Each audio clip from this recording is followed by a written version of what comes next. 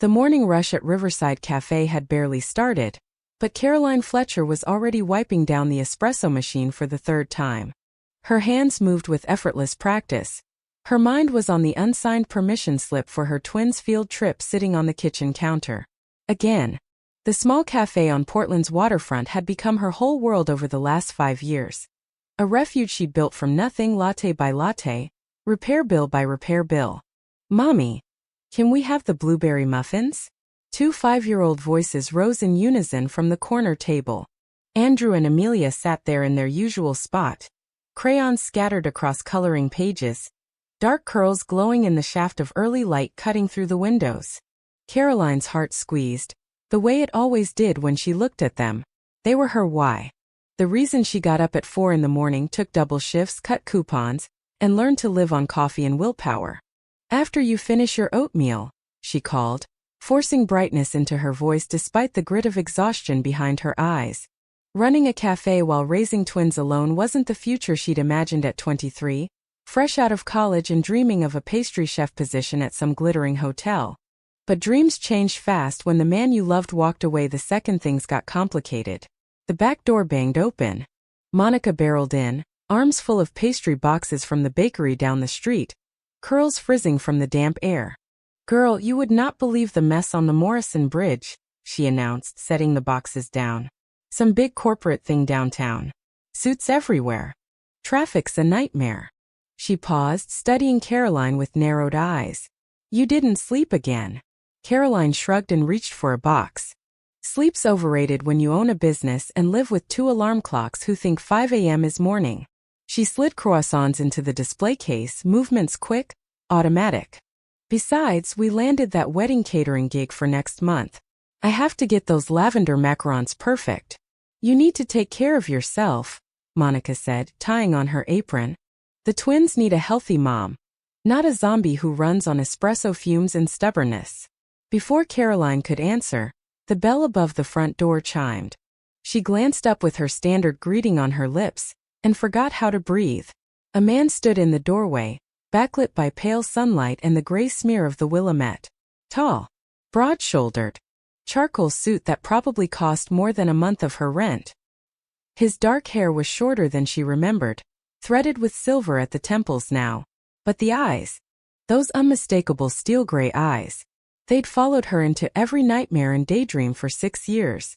Marcus Sullivan, the man who'd once made her believe in fairy tales before walking away and shattering every one. Their gazes locked across the cafe. Recognition sparked in his, then shock, then something else, something that looked too much like pain.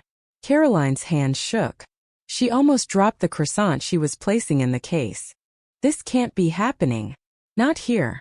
Not now. Not when everything I've built is held together with string and duct tape." "Caroline." His voice was exactly as she remembered, low, warm. The kind that had once made her feel like the safest place in the world was his chest. Now it just made her stomach plummet. "Table for one," she said, somehow keeping her tone level, professional. "We're pretty full this morning, but I can." "Mommy." Amelia's delighted squeal sliced through the tension. "Andrew spilled juice on my drawing." "Did not," Andrew protested. "You bumped my arm." Marcus turned toward the corner table. Caroline watched the color drain from his face. The twins looked up, alerted by the commotion. In that instant she saw exactly what he was seeing. 2 5-year-olds with his dark curls, his gray eyes, his strong chin. The resemblance was so stark it was almost cruel. His briefcase slipped from his fingers, thudding onto the floor. A few customers glanced up. "Those children." His voice came out strangled. "How old are they?" Caroline's mind spun. Her whole body screamed at her to grab the twins and run. Her legs wouldn't move. "I don't know what you're talking about," she said. "Don't." The single word cracked like a whip. Marcus strode toward the counter, every step controlled but fury building in his eyes. "Don't you dare lie to me, Caroline. Those are my children." Monica appeared at Caroline's shoulder, sensing trouble instantly.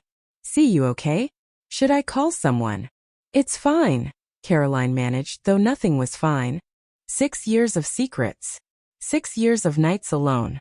6 years of telling herself she'd done the right thing. All of it shattering in one heartbeat. Monica, she said, never taking her eyes off Marcus. Can you take the twins upstairs to the apartment? Tell them I'll be up in a few minutes. Please. Her voice cracked on the last word. Monica hesitated, then nodded, lips pressed tight. She crossed to the twins, murmured something. The children grumbled about leaving their coloring but obeyed. Andrew paused at the back door and looked at Marcus curiously. Are you sad, mister? You look sad. Marcus's jaw flexed. No sound came out. He watched them disappear through the door, then turned back to Caroline. Devastation and rage warred in his expression. Explain. Now. The cafe had gone oddly quiet, customers pretending not to eavesdrop while clearly hearing every word. Caroline stepped around the counter, gripped his arm, the first time she'd touched him in 6 years, and steered him toward the back. Her cramped office was barely more than a closet, stacked with invoices and supply forms. It would have to do. You left, she said as soon as the door clicked shut. Her anger, long buried under survival, finally surfaced. You told me relationships were a distraction, that you couldn't afford complications while you were building your empire. So I didn't complicate your life. By hiding my children from me? His voice rose. By raising them alone for 5 years without telling me they existed? I tried to tell you. The words burst out, years of swallowed hurt behind them. I called you 3 days after you left. Left messages. Sent emails. You blocked me, Marcus. Every number. Every address. Every time I tried to reach you, your office shut me down. So yes, I raised them alone. I built this life alone. And we've been fine without you. He stared at her, breathing hard. I never got any messages. Any emails. Don't put this on. Don't you dare.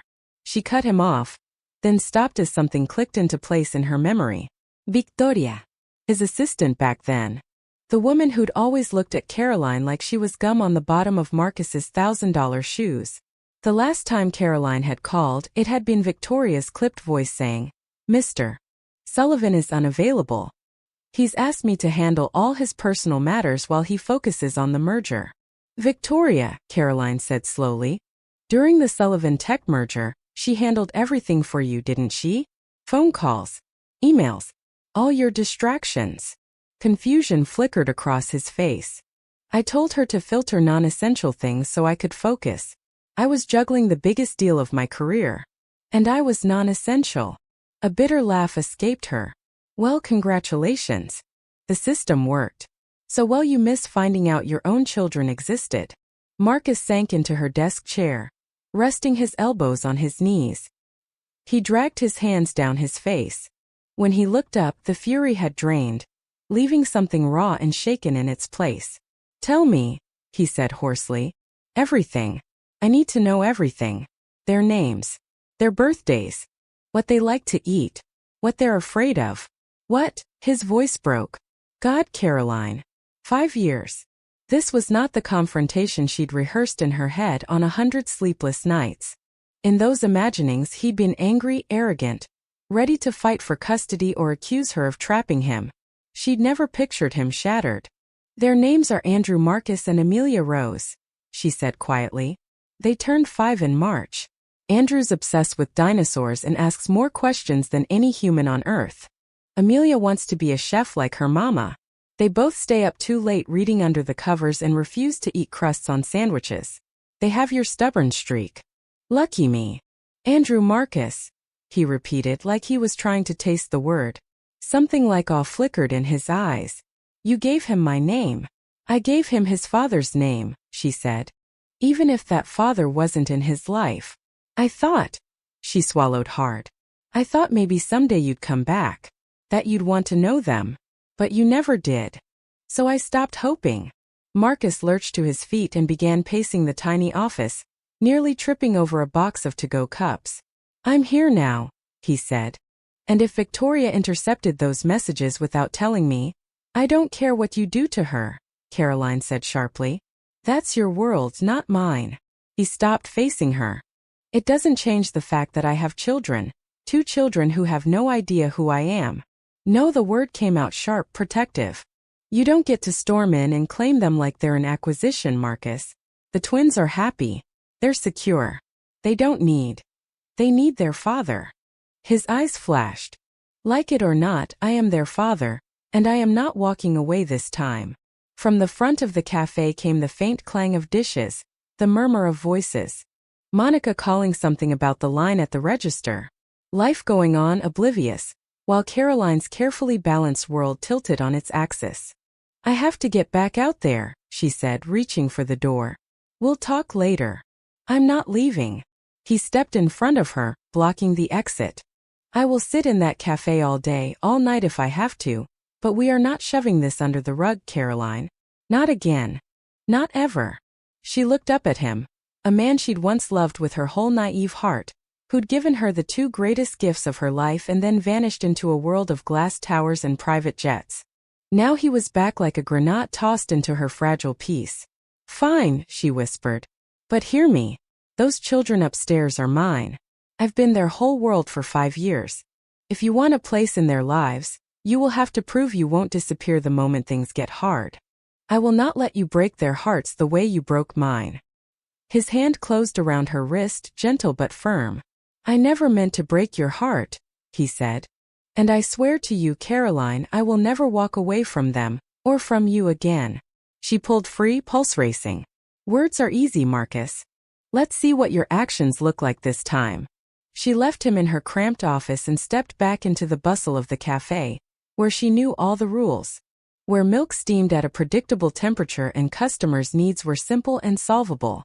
Behind her, she could feel him like a shadow, like a storm-gathering force. Everything was about to change, and she had no idea if what she built could survive it. Marcus Sullivan had handled hostile takeovers, cutthroat boardrooms, and billion-dollar negotiations. None of that had prepared him to watch his son, line up miniature plastic dinosaurs while his daughter carefully arranged napkins into what she solemnly called a castle garden. 3 hours after the confrontation in the office, he still sat at a corner table, nursing what had once been coffee. Caroline had made it clear he wasn't welcome upstairs in the apartment, but she hadn't thrown him out of the cafe either. So he stayed. He watched her move through the space with a competence that spoke of years of doing everything herself. He saw flashes of the young woman he'd met 6 years ago, now buried under exhaustion, worry, and a stubborn resilience that both humbled and gutted him. The lunch rush had come and gone. Monica had taken the twins to the park, giving Caroline a break and shooting Marcus a look on her way out that promised severe bodily harm if he caused any more damage. He respected that. At least someone had been in their corner. You're still here. Caroline emerged from the kitchen, wiping flour from her hands. She'd changed into a clean apron, but fatigue clung to her like a second skin. I told you I wasn't leaving, he said, gesturing to the empty chair across from him. Sit. Please. Just talk to me. She hesitated, then sat, folding her hands around a mug of tea. Up close, he could see faint lines around her eyes that hadn't been there 6 years ago. Calluses on her fingers that came from hard, constant work, not spa days and manicures. What do you want me to say, Marcus? She asked quietly. That I forgive you for missing their first words, first steps, first day of school? That I'm thrilled you showed up out of nowhere to rearrange our lives. I want you to let me fix what I can. He leaned forward, desperation bleeding into his voice. Caroline, I built Sullivan Tech from scratch. I'm 34 years old and worth more than I could spend in 10 lifetimes. I have houses I've never slept in, cars I've never driven, a New York penthouse that's basically a storage unit. None of it means a damn thing compared to those 2 kids. Pretty speeches, she said softly. You were always good with words. Right up until you walked out of my apartment and told me commitment would derail your 5-year plan. The hit landed. He flinched. I was 28 and arrogant, he said. My father pounded it into me that success meant sacrifice, that relationships were weakness, distractions. I believed him. It took 3 years to realize that standing on top of the world alone is the coldest place there is. By then I figured you'd moved on. I told myself tracking you down would only reopen wounds. So you decided for me. Her voice sharpened. You decided I was better off without you. I decided I'd already hurt you enough, he said quietly. I convinced myself you'd be happier without my mess of a life, Without the travel, the endless hours, the sharks in designer suits. I told myself I was doing you a favor. Caroline laughed, a raw sound. A favor. Sure. Because being 23, pregnant, and alone was such a gift. Dropping out of culinary school because I couldn't afford tuition and daycare. Working 3 jobs until I was 6 months along because I was terrified we'd end up on the street. Every word was a knife. He let each one sink in. God, Caroline. His voice was rough. I am so sorry. If I'd known. But you didn't, she cut in. Because you built walls so high I couldn't reach over them if I tried. She stared down at her tea. Do you know what it's like? Sitting in an ultrasound room alone hearing it's twins, and the first person you want to call refuses to pick up? Lying awake at night wondering if your kids will hate you someday for not having a father. Do they ask? His throat felt tight. About me. All the time. Her voice broke on the words. Last week, Andrew asked why he doesn't have a daddy like his friend Trevor. For family week at kindergarten, Amelia told her class her daddy was a superhero saving the world, so he couldn't visit. I didn't correct her. How do you tell a 5-year-old that her father didn't even know she existed? Something cracked inside him. Let me meet them, he said. Properly. Let me. And tell them what? Caroline's eyes flashed.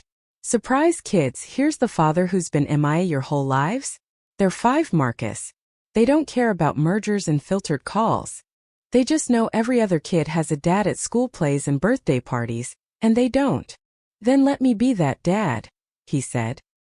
He reached across the table and laid his hand over hers. This time she didn't yank away. I can't change the past. I can show up for the future. For soccer games and science fairs and middle-of-the-night fevers. For all of it. For how long? She asked, so softly he almost missed it. Until the next crisis? Until Tokyo or London or some boardroom demands you back. Nothing is more important than them. Than you. The truth of it hit him as he said it. Caroline, I've spent 6 years building a $3 billion company. 12-hour days on a light week. I've closed deals on 3 continents this year. And in 3 hours watching our kids play with plastic dinosaurs, I've felt more alive than I have in 6 years. She searched his face. Those green eyes he still dreamed about trying to root out lies. You can't buy your way into their lives, she said. They don't need toys or trips to your fancy houses. They need stability. They need someone who doesn't vanish when things get hard. I know. He squeezed her hand. I know you have no reason to believe me. But give me the chance to earn it. Please. The bell chimed. Monica came back in, the twins trotting at her heels, chattering about ducks at the park. They spotted their mother and raced over. Then their gazes snagged on Marcus. Mommy, who's that man? Amelia whispered, not very quietly. He's been here all day. Caroline's hand tensed under his. He let go, giving her space. This is, her voice wobbled. This is Marcus. He's an old friend of Mommy's. Oh. Andrew tilted his head, studying Marcus with comical seriousness. Do you like dinosaurs? A laugh bubbled up in Marcus's chest, surprising him. I don't know a lot about them, he admitted. Maybe you could teach me. Really? Andrew's face lit up. Most grown-ups say they're boring. But they're not. Did you know some had feathers? And T-Rex probably couldn't run very. Andrew breathed. Caroline cut in. Mister. Marcus might not want the full lecture right now. Actually, Marcus said and realized he meant it. I'd love to hear it. If it's okay with your mom. Can we show him our coloring books? Amelia tugged on Caroline's apron. I drew the best princess castle. Caroline looked from their eager faces to Marcus. The war in her eyes was so clear it almost hurt to see. Finally she nodded. Okay. But just for a little while. Then Mr. Marcus has to go back to work. The twins hooped and dragged Marcus to their table. He folded himself into the too small chair, as if it were the most natural thing in the world. He'd faced down entire boards of hostile directors. Nothing had ever felt as high stakes as nodding solemnly while Andrew explained the Cretaceous period, or listening to Amelia outline the history of her crayon kingdom. This is Rexy, Andrew said, holding up a scuffed plastic T-Rex. He's king of the dinosaurs, but he's nice. He helps the little ones when they're scared. That's important, Marcus said. Being strong and being kind. That's what Mommy says too. Andrew grinned. She says being nice is the most important. Amelia leaned in, whispering loudly, Are you really Mommy's friend? She doesn't have a lot. Mostly just Aunt Monica. The comment landed like a punch. I'd like to be her friend again, he said honestly. If she'll let me. You should bring her flowers, Amelia advised. Girls like flowers. I saw it on TV. That's good advice. Marcus smiled. What kind does she like? Purple ones, they answered together. Lavender, Caroline called from behind the counter, amusement, real, if brief, warming her voice. They mean lavender. Monica came to lean against the counter beside her, arms crossed, eyes sharp on Marcus. So this is the famous Marcus Sullivan, she said under her breath. You're lucky there's no frying pan within reach. Monica, Caroline hissed. What? Somebody needs to say it. Monica scowled at him. You broke my best friend's heart and vanished. You don't get a gold star for turning up 6 years late. I'm not asking for anything, Marcus said quietly. Except a chance to be their father in whatever way Caroline allows. Monica didn't look convinced, but she pushed off the counter and retreated to the kitchen, muttering about men and second chances. The afternoon slid by. Marcus helped engineer a sprawling dinosaur habitat from napkins and sugar packets. He listened to Amelia's detailed explanations of why her princess had chosen a dragon for a pet instead of a prince. Caroline moved around them, taking orders, refilling sugar caddies. Her every motion said careful, waiting for the inevitable crash. Before she approached. Okay, you two, time to clean up. Dinner soon. But Mommy, Andrew protested. Marcus hasn't seen my pterodactyl book. Tomorrow, she said, then looked at Marcus. Something softer had edged into her gaze. If Marcus wants to come back tomorrow. It was the smallest of openings. Felt enormous. I'd like that, he said, rising, his expensive suit wrinkled from hours in a child-sized chair. If it's really okay. We'll see. Her tone was cautious, but there was no anger in it. Progress. Say goodbye, kids. Bye, Marcus. Andrew waved. Tomorrow I'll show you my fossils. Amelia hesitated, then darted forward, hugging his leg in a quick squeeze before scampering away, cheeks pink. He bent and pressed his hand to the top of her head for a heartbeat. When he straightened, his chest felt tight. At the door he paused and turned back. Caroline, he said. Thank you. For today. For them. For everything you've done on your own. She met his eyes. For a moment, he saw past the walls to the woman who'd once looked at him like he hung the moon. Actions, remember? She said quietly. Not words. I remember. Outside, the Portland air was damp and cool. He took out his phone and dialed. David, he said when his assistant answered. I need you to clear my schedule for the next month. Everything. Push Tokyo. Postpone the merger talks. Delegate anything you can. Sir. David sounded stunned. Is everything? Everything's about to be different, Marcus said, looking back through the cafe window. Caroline was lifting Amelia onto her hip while Andrew tugged on her apron, both talking at once. His family, even if they didn't know it yet. I'll explain tomorrow. For now, just do it. Please. He ended the call and stood on the sidewalk, staring into the cafe like a man pressing his hands against the glass of an aquarium, watching a life he desperately wanted but wasn't sure he deserved. This wouldn't be simple. Caroline had built a delicate balance without him, forcing his way and could break everything if he wasn't careful. But as Amelia's laughter drifted through the open door, he knew one thing with absolute certainty. For the first time in a very long time, he had something worth fighting for. 2 weeks changed everything and nothing at once. Every morning, rain or shine, Marcus walked from a modest hotel 3 blocks away and showed up at Riverside Café at 7. Not in a chauffeured car, not with a security detail, just a man in jeans and a jacket, hair damp from the drizzle. He helped Caroline prep. He learned how to work the espresso machine badly, if Monica's commentary was to be believed. He burned milk, misjudged shots, and created latte art that looked like Rorschach tests. He took out trash and wiped tables and did whatever small tasks Caroline allowed. He became part of Andrew and Amelia's routine.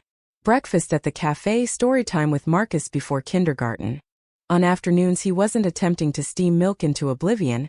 He took them to the park, pushed them on swings, really listened, to their endless stories. Caroline watched it all with wary eyes, waiting for the call that would pull him away.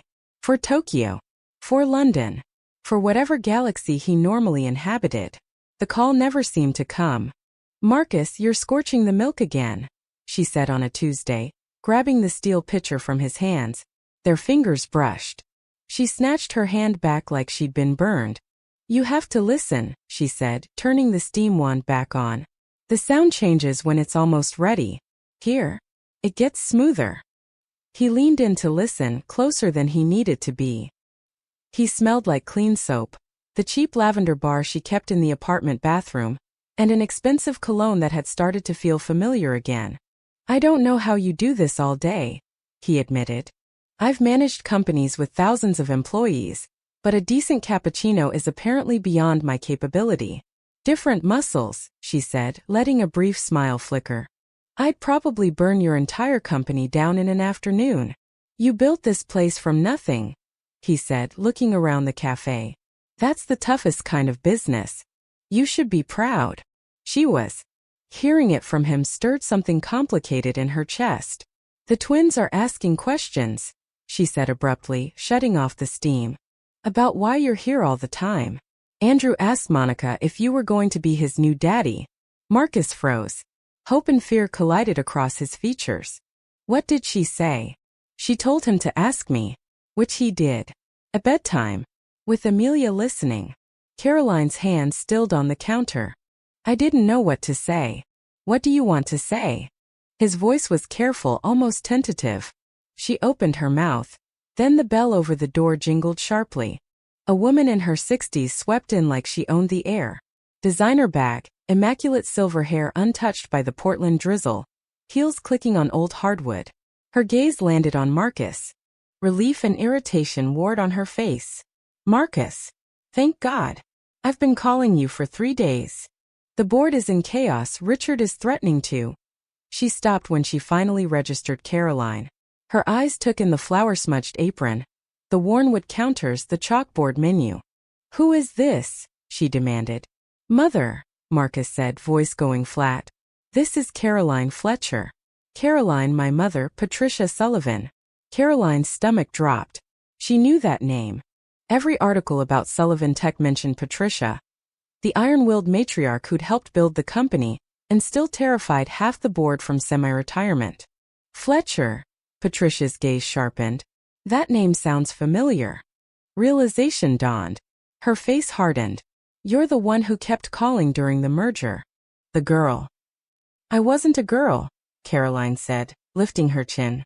"I was 23. And pregnant. With your son's children." The cafe went silent. Even the grinder seemed to cut off mid-whir. "Children," Patricia repeated slowly. "Plural." "Twins," Marcus said. He stepped closer to Caroline, the move instinctive, protective. "Andrew and Amelia. They're 5. And before you doubt this, one look at them will answer any questions." Patricia's legendary composure held, but calculation flickered behind her eyes. "And where are they now?" "Upstairs," Caroline said. "In my apartment." She folded her arms, her pulse racing. "And before you start making plans, no one is sweeping in and turning their lives upside down. They're happy. They're safe. They don't need." "I want to meet them," Patricia said. The statement was calm, absolute. "They are my grandchildren." Caroline glanced at Marcus, panic prickling under her skin. If his mother got involved, what next? Lawyers? Courtrooms? Headlines? "No," Marcus said firmly. "Mother, you need to leave. Caroline and I are still figuring this out. When we're ready, we'll talk about introductions." "Absolutely not."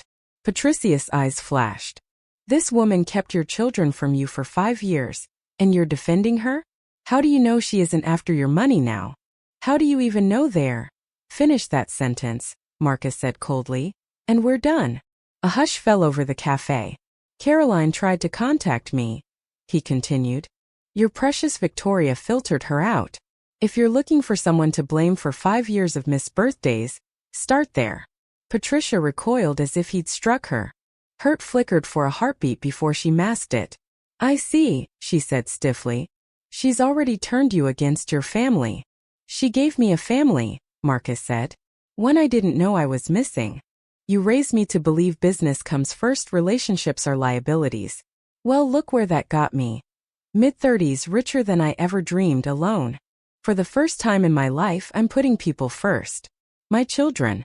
And her. Patricia's gaze cut to Caroline. Is she part of this charming picture? Or are you just here to claim your heirs? Caroline's breath snagged. It was a question she'd been too afraid to voice herself. I'm the mother of his children, she said, keeping her tone steady. That's all. Whatever else you're implying, Mrs. Sullivan, I have zero interest in your son's bank accounts. I've been raising Andrew and Amelia just fine in a one-bedroom over this cafe. My grandchildren deserve better than what? Caroline snapped, her temper finally breaking. Better than love? Stability? A mom who's there every day? Your son might be a billionaire, but that doesn't make him a father. Showing up does. Wiping noses at 3 in the morning. Sitting in tiny chairs for kindergarten concerts. I've been both parents for 5 years. Don't you dare act like I haven't given them enough. Silence thudded down. You're right, Marcus said at last. Caroline, you're absolutely right. And my mother has no right to say otherwise. He turned to Patricia. You need to leave. Now. We'll talk later, but not here and not like this. Her jaw clenched. Years of social training kept her from making a scene. Very well, she said. But this conversation is far from over. You have obligations, Marcus. My obligations are upstairs napping, he said. Everything else can wait. She swept out. The bell over the door jingled like a final gavel. Sound slowly seeped back into the cafe. Customers returned to their screens and conversations with an exaggerated air of not having listened to every word. Caroline sagged against the counter as the adrenaline ebbed, leaving her shaky. That was a disaster, she muttered. That was you being incredible, Marcus said, resting his hand lightly on hers. I've seen board members fold under less from Patricia. She had a point, Caroline said, pulling her hand free and grabbing a rag that didn't need using. I can't give them what you can. Private schools. College funds. All the doors money opens. Stop. He caught her wrist again, gentle. You've given them everything that actually matters. The rest is details. Easy to say when you have billions in details. But the edge had softened. Let me help, he said. Not with just money though. Yes, I want to set up funds for them. Let me do the daily stuff. Take Andrew to the dinosaur museum. Learn to braid Amelia's hair. Be their father. And when the novelty wears off? The question slipped out before she could shove it down. When being a parent is just packing lunches and dentist appointments and laundry? Then I'll still be here. He met her gaze steady. Caroline, I'm choosing this. Them. You. I'm not going back to the way things were. Dangerous words hung unsaid between them. She refused to name them. Mommy. Amelia's voice drifted from upstairs. We're awake. Can Marcus read us a story? The normalcy of it nearly undid her. This was what scared her most. How easily he'd slipped into their routine, how quickly the twins had accepted him like he'd always been there. I'll go, Marcus said, already turning toward the stairs. At the bottom he paused. We're not done talking about this. About us. There is no us, she whispered, but he was already gone. Monica appeared, pressing a mug of tea into Caroline's hands. You, she said, are in so much trouble. I know. Caroline sank onto a stool. He's perfect. With them. He shows up. He tries. He loves them. I can see it. But what if? What if he doesn't leave? Monica said softly. Caroline blinked. What? You've spent 5 years armoring up for the day someone abandons you again, Monica said. Maybe start considering the possibility that this time, someone might actually stay. Upstairs, Andrew roared like a dinosaur. Amelia giggled. Marcus's deeper voice rolled over both. Caroline's chest ached. Walls keep you safe, she thought. They also keep everything good out. The bell chimed again. A delivery guy stepped in, half hidden behind an enormous bouquet of purple lavender. Caroline Fletcher, he asked. Sign here, please. She signed, dazed. The card tucked into the fragrant stems bore Marcus's handwriting. For everything I missed, and everything I hope to be there for. And Monica let out a low whistle. Okay. That man is playing for keeps. Caroline lifted the bouquet, breathing in the calming scent. Upstairs, Marcus was reading her children a bedtime story. In her hands, she held flowers chosen because her daughter had happened to mention she liked purple. This wasn't the Marcus who'd walked away 6 years ago. And that terrified her even more. The breaking point came 3 weeks after he'd walked in and turned her life on end. Caroline was in the kitchen, piping lavender macarons for the upcoming wedding order, when raised voices cut through the clatter of dishes. She wiped her hands and pushed through the swinging door. Marcus stood near the counter, facing off with a tall man in his 40s who wore a suit like armor and clutched a slim briefcase. Richard, Marcus said, each syllable etched in ice. I told you not to come here. And I told you, the man shot back. The board won't wait any longer. He turned, eyes raking over Caroline and the cafe with dismissive disdain. So this is the great distraction, he said. The reason our CEO's gone AWOL. Caroline, this is Richard Chun, Marcus said tightly. Sullivan Tech's CFO. And a world-class pain in my... He glanced at the corner table where the twins were coloring and amended. Neck. He was just leaving. The hell I am. Richard set his briefcase down with a heavy thunk. Tokyo's threatening to walk if you don't show up tomorrow. That's a $400 million deal. You can't phone that in, Marcus. I told David I'd video conference, Marcus said. It'll have to do. Richard barked out a laugh. You know better. The Japanese investors see video attendance as an insult.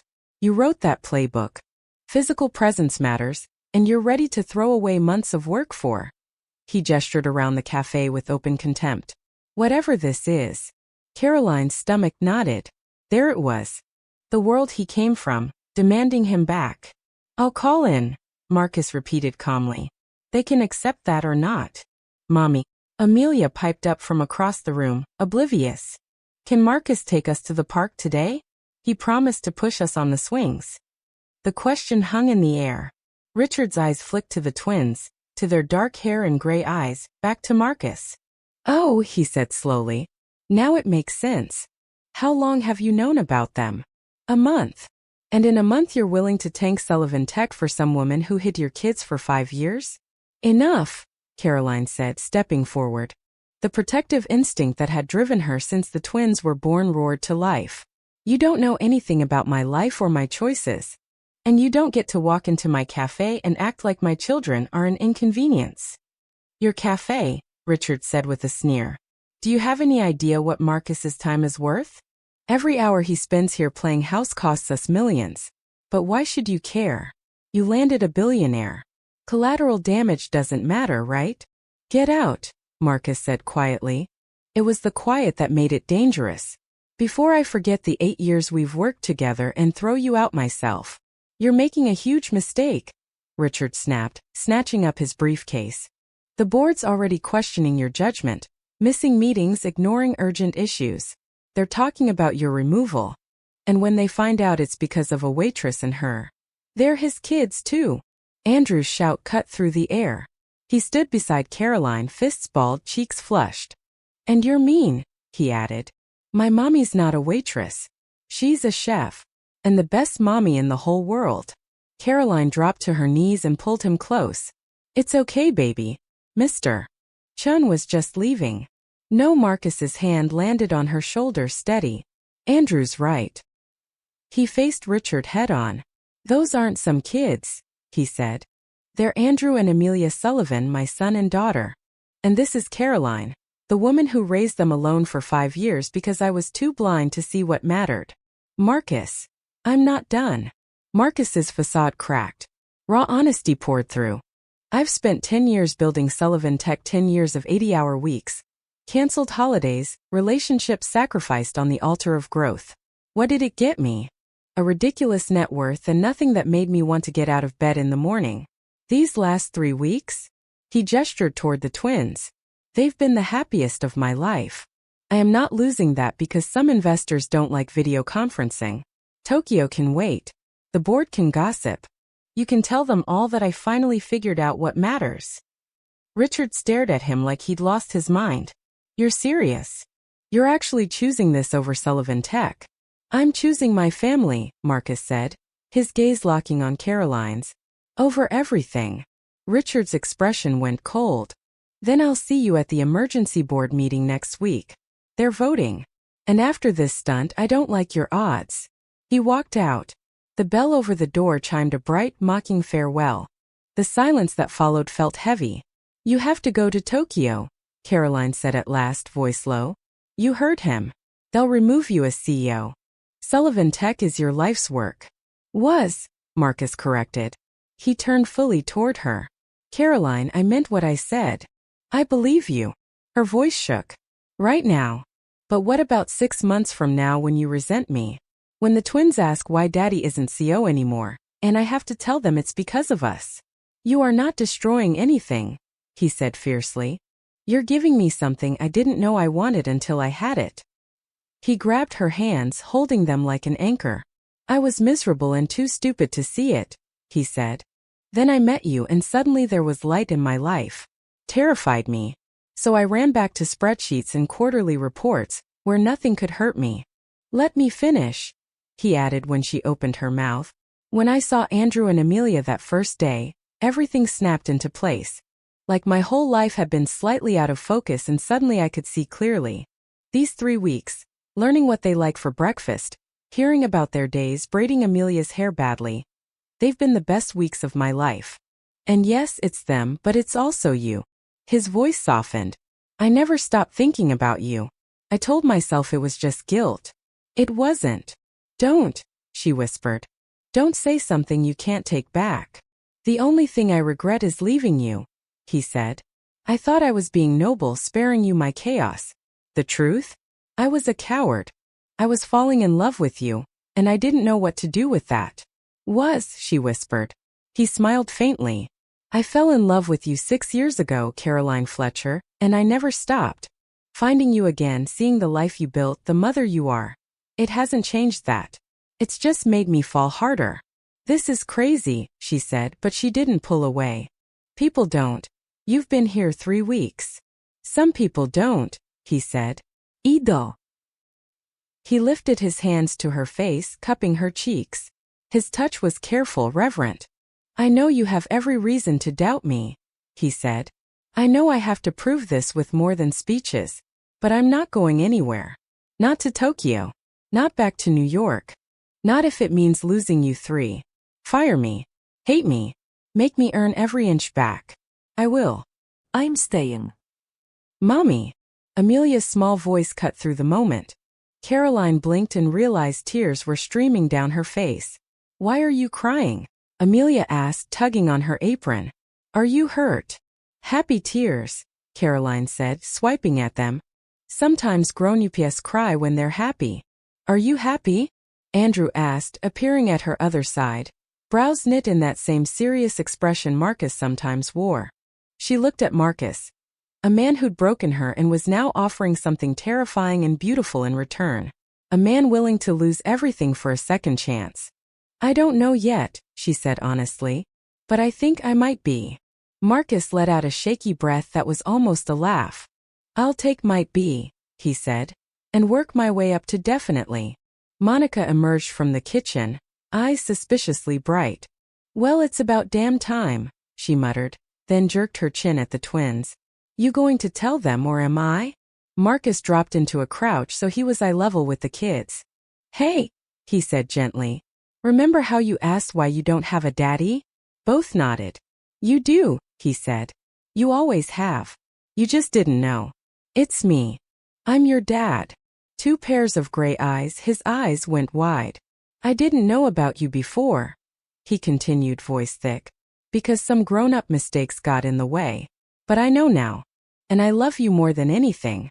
If it's okay with you, I'd like to be your dad. For real. Forever. Like Trevor's daddy?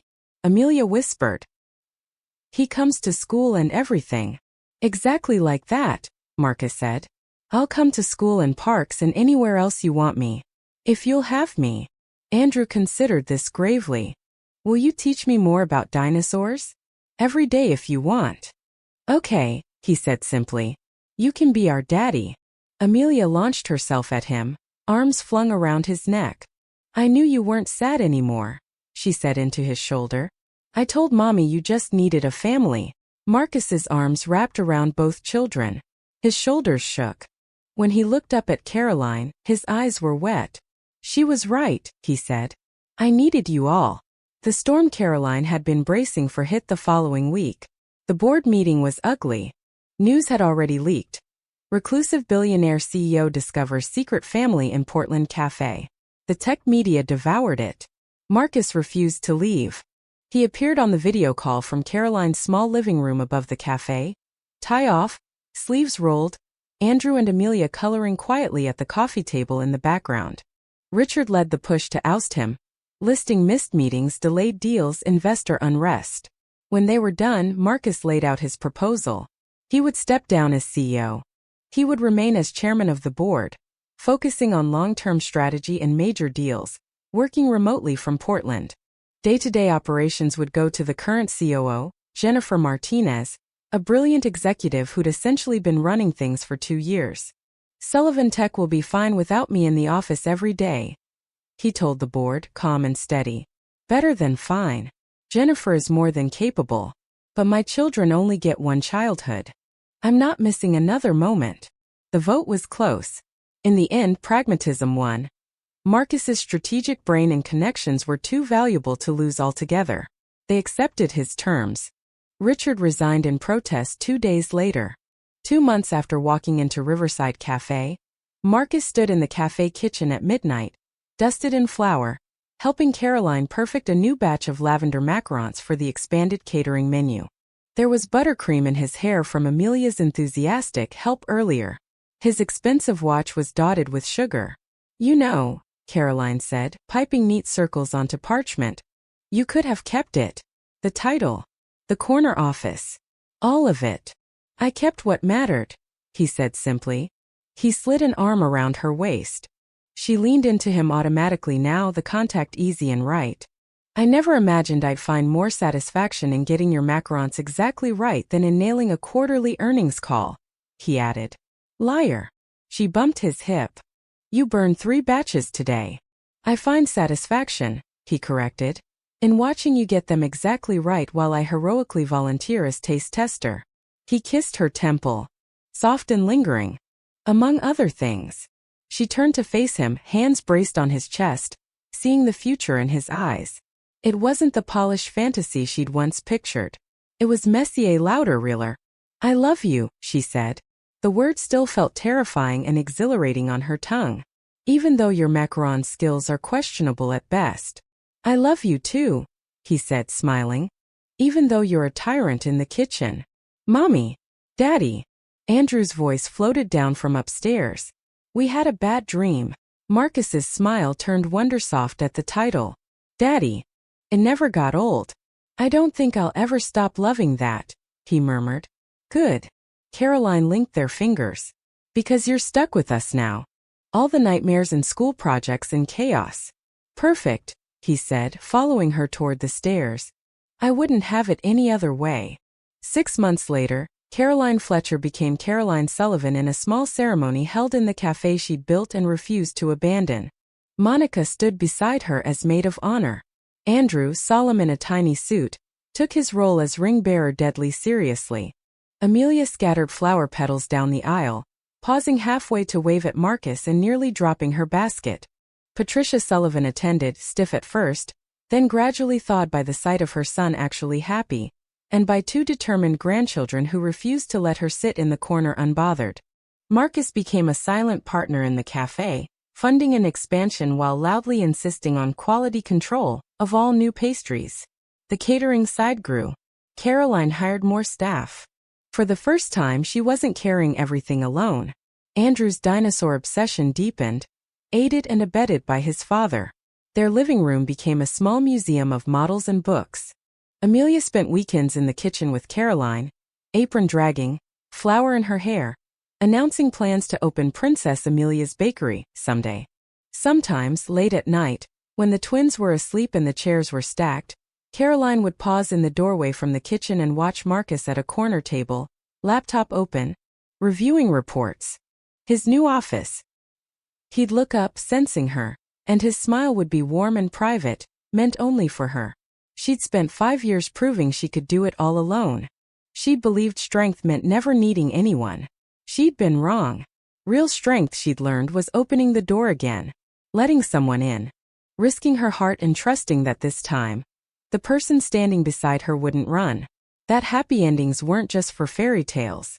They could belong to single moms and stubborn billionaires who wandered into cafes, to twins who gained a father, to love that got a second chance over coffee grounds and lavender macarons. As Marcus held her gaze that night, the cafe dark and quiet around them, Caroline knew with absolute certainty that every painful step of her journey had led her exactly here. Home.